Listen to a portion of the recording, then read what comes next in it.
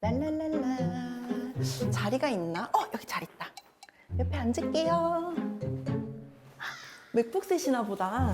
저도 맥 쓰거든요. 카페에서 작업하려고 제일 작은 맥을 가지고 왔어요. 너무 귀엽죠? 랄랄라.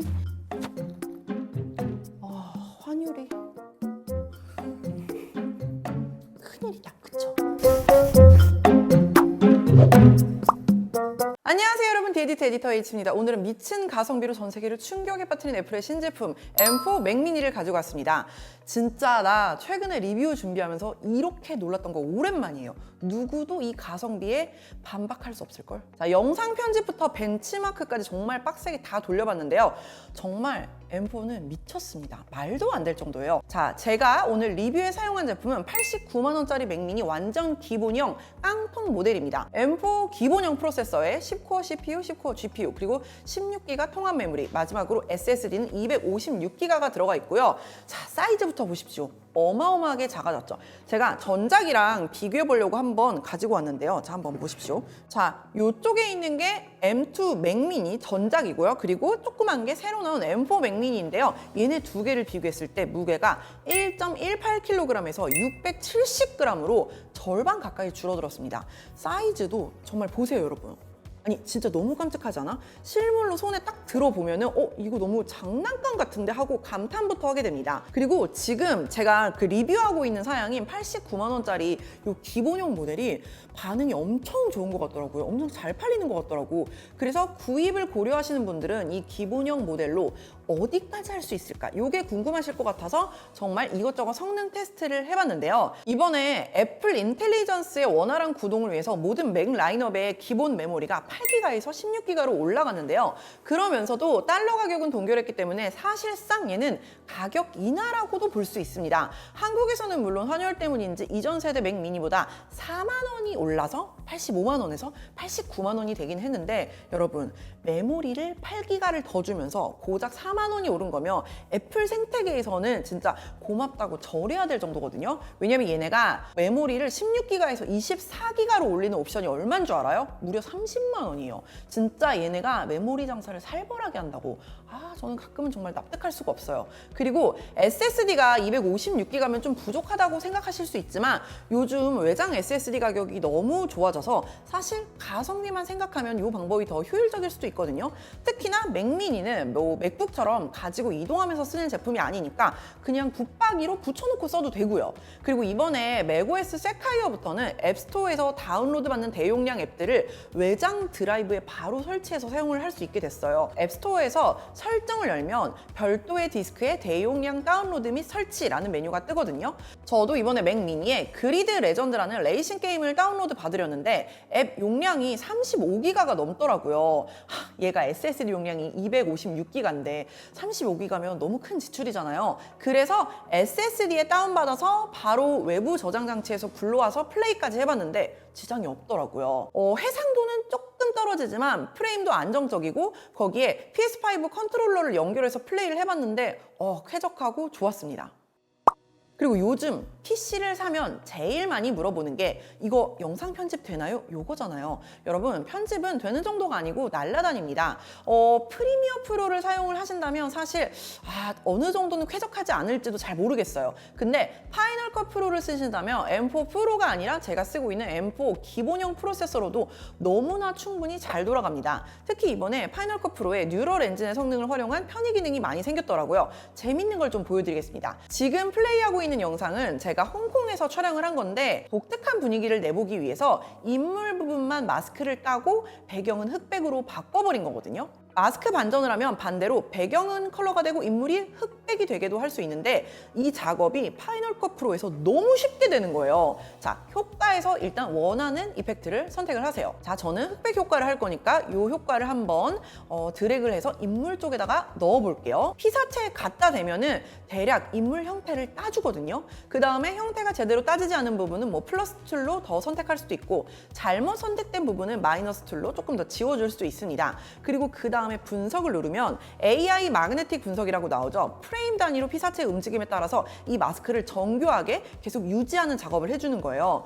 1분이 조금 넘는 영상이고 제가 빙글빙글 돌면서 찍었기 때문에 배경이랑 조명이 계속 움직이고 바뀌면서 복잡한데 이게 다 분석이 되는데 1분도 채 걸리지 않더라고요. 이 상태에서 적용을 하면 짠! 반영이 됐죠. 심지어 제 그 머리카락, 그 잔머리 같은 부분이나 손가락 움직임이 막 이렇게 심한 부분도 프레임을 멈춰서 확인을 해보면 손가락 주변 보이세요? 너무 깔끔하게 마스크가 따져 있잖아요. 이 정도 속도로 이 정도 정확함이라니 진짜 감탄이 나오더라고요. 그리고 아직 애플 인텔리전스가 한국어를 지원하지 않아서 아쉽긴 하지만 파이널 컷 프로에서 전사 기능으로 자막을 자동으로 넣을 수 있거든요. 자, 영어로 촬영한 영상 클립을 하나 넣어볼게요. 요걸 클립을 선택을 하고 마우스 우클릭해서 캡션으로 전사를 누르면 보이세요? 진짜 바로 자막 생성되는 거? 발음에 따라서 조금 부정확하게 인식한 부분도 있지만 싱크도 완벽하게 맞춰주고 작업 속도 자체가 진짜 빨라지겠더라고요. 자, 이번에는 조금 긴 영상을 해보기 위해서 애플 키노트 영상 전체를 넣고 테스트를 해봤는데요. 아무래도 발표 영상이다 보니까 자막의 정확도는 좀 높았고요. 여기 전체 자막을 넣어주는데 한 2분? 3분이 안 걸렸어요. 진짜 빨라요. 그리고 이건 온 디바이스로 작업이 되기 때문에 오프라인에서도 가능한 기능입니다. 자, 더 재밌는 걸 하나 보여드리자면 지금 제가 애플 키노트 영상에 자막을 다 넣었잖아요. 근데 갑자기 요거를 세로로 쇼츠 영상으로 만들고 싶어. 자, 그러면 다음으로 프로젝트 복제를 선택을 하고 포맷을 세로로 선택을 합니다. 그리고 스마트 일치라는 항목에 활성화를 해준 다음에 영상을 확인해 보면 짠! 세로형 영상 포맷에 맞게 가로 영상을 크롭을 해주는데 보통 말을 하는 사람이 있으면 인물이 중앙에 올 수 있게 자연스럽게 크롭을 해줬더라고요. 자막도 사이즈나 줄바꿈을 다 수정을 해가지고 세로 영상에서 잘리지 않고 볼 수 있게 자막바를 아예 재배치를 해줬어요. 이걸 자동으로 해주는 거예요, 여러분. 심지어 얼마 걸리지도 않아. 진짜 대박이죠. 이런 작업들이 정말 너무너무 쾌적하고 빠르게 이루어집니다. 제가 내친 김에 어디까지 가능한지를 테스트하고 싶어서 시네마 카메라의 끝판왕이라고 할 수 있는 레드로 촬영한 R3D 로우 파일도 올려봤는데요. 파이널 컷 프로에서 재생을 조금 길게 하니까 버벅버벅거리는 현상이 있기는 했습니다. 편집 자체는 가능할 것 같은데 이 정도로 굉장히 무거운 로우 파일을 올리니까 불편함이 있기는 하더라고요. 그러니까 여러분이 생각하시는 그 스마트폰으로 촬영한 4K 파일이나 제가 지금 사용하고 있는 α7S3 같은 미러리스 카메라로 찍은 파일 정도는 아무 문제 없이 굉장히 쾌적하게 편집할 수 있다고 생각하시면 됩니다. 사진 편집 프로그램인 라이트룸으로도 테스트를 해봤는데요. 먼저 GPU를 사용해서 사진의 해상도를 4배 올려주는 슈퍼 레졸루션 기능 같은 경우에는 4200만 화소짜리 사진으로 실험을 했을 때 M4는 17.9초, 그리고 M1 프로는 25.5초로 1.3배 더 빨랐습니다.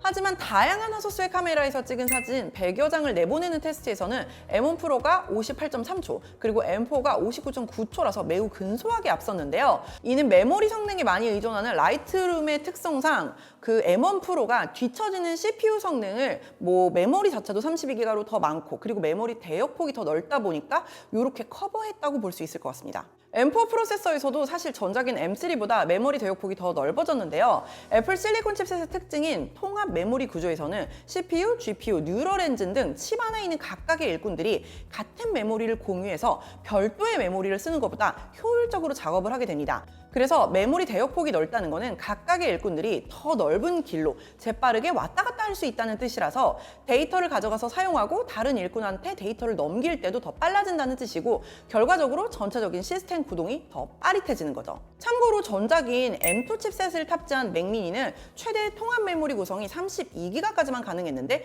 신제품인 요 M4 맥미니는 64기가까지 가능해졌습니다.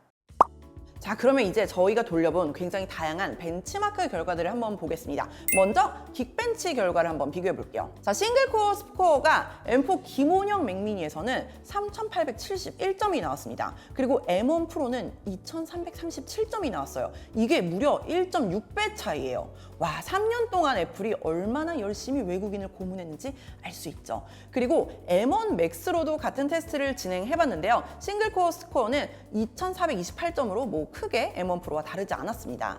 앱 브라우저나 마이크로소프트 오피스 같이 우리가 많이 쓰는 생산성 앱들은 모두 CPU 코어를 한꺼번에 쓰기보다는 코어 하나하나를 쓰는 경우가 많아서 이렇게 싱글 코어 성능이 좋아진 게 실사용 환경에서 훨씬 더 드라마틱하게 체감이 많이 됩니다. 그래서 아주 하드한 작업을 하는 유저가 아니라면 M4 기본 프로세서를 선택해도 충분하겠다는 결론을 미리 내릴 수 있고요. 자, 그리고 멀티코어 점수는 기본형 M4가 14,961점, 그리고 M1 프로는 11,984점이 나왔습니다. 세대가 달라졌다고는 하지만 성능 코어가 8개 들어간 프로용 프로세서와 4개가 들어간 기본형 프로세서의 비교인데 점수가 M4가 더 높다는 게 좀 놀랍더라고요.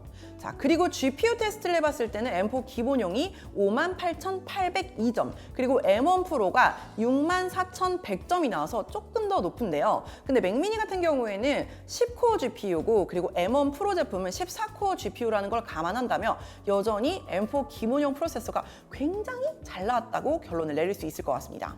참고로 말씀드리면 테스트에 사용한 M1 프로를 탑재한 맥북 프로는 메모리가 32기가였고 이 맥미니 M4 모델은 메모리가 16기가였기 때문에 이 부분도 감안은 해야 될 것 같아요. 자, 여기서도 M1 맥스로도 한번 테스트를 해봤는데 맥스의 경우에는 GPU 코어 개수부터가 다르기 때문에 GPU 스코어가 12890점으로 넘사벽이긴 하더라고요. 그리고 또 놀랐던 게 뉴럴 엔진 성능 역시 긱벤치에서 테스트를 돌려봤는데 M1 프로가 들어간 맥북 프로에서는 점수가 16,374점이 나왔고 M4 기본형 프로세서는 54,652점이 나왔어요.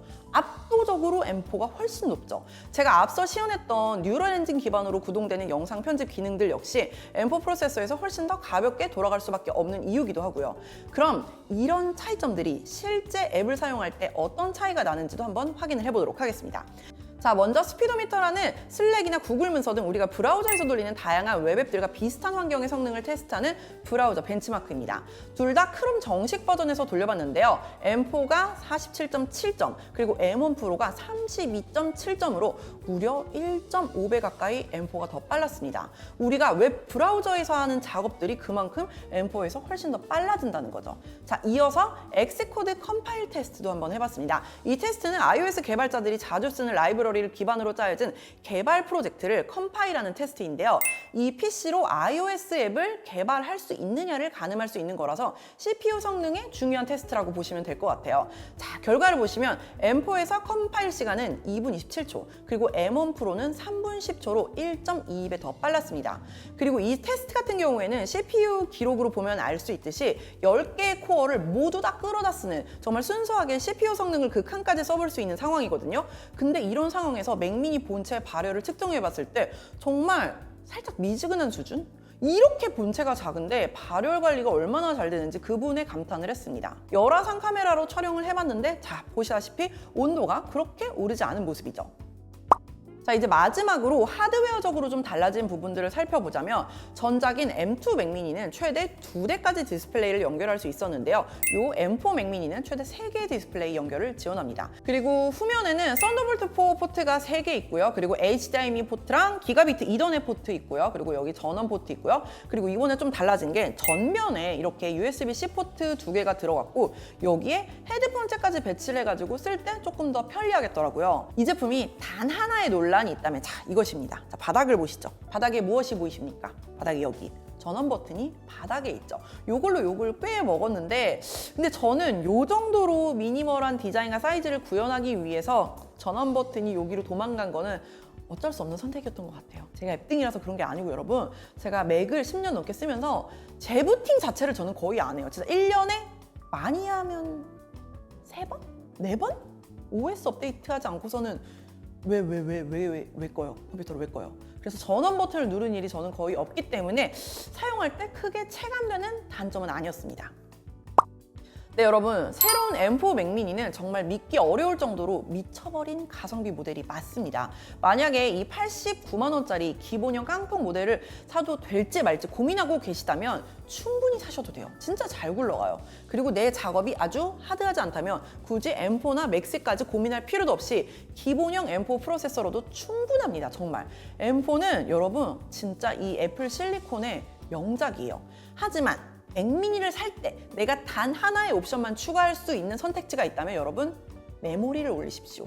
근데 16기가에서 24기가로 메모리 옵션을 올리면 무려 30만 원이 추가돼서 가격이 갑자기 119만 원이 되어버리지만 그래도 저는 메모리를 올리시면 후회 없는 옵션이긴 하다고 생각을 하거든요. 사실 SSD는 뭐 클라우드 서비스도 있고 아까 보여드렸던 것처럼 외장 SSD를 통해 해결할 수 있는 여지가 있지만 메모리는 나중에 해결 방법이 없다고 봐야 되잖아요. 그러니까 메모리가 가능하면 조금 올리셔라. 하지만 16기가로도 잘 돌아간다.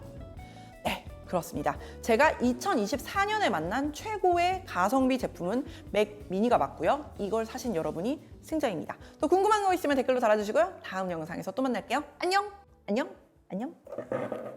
맥미니, 평화미니.